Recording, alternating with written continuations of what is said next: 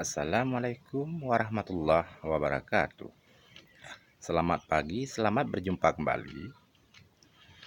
Di pagi yang cerah ini, saya ada satu solusi untuk Anda semua yang mungkin Anda belum tahu.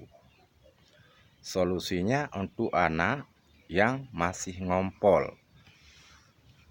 Seumur 10 tahun, dia masih ngompol di tempat tidurnya. Tengok pagi-pagi sudah ngompol, padahal umurnya sudah 10 tahun loh. Mau tahu apa rahasianya biar dia ngompol? Ini, satu ekor capung. Mungkin susah dipercaya kan? Satu ekor capung ini dipotong bulunya, potong ekornya, kepalanya, lalu digoreng. Habis digoreng, dikasih untuk anak itu yang suka ngompol. Oh, anaknya dia enggak mau, boleh langsung aja dimasukin dalam nasinya, dipenyet-penyet dalam nasi, disuap. Jadi dah. Nggak percaya? Buktikan aja dulu.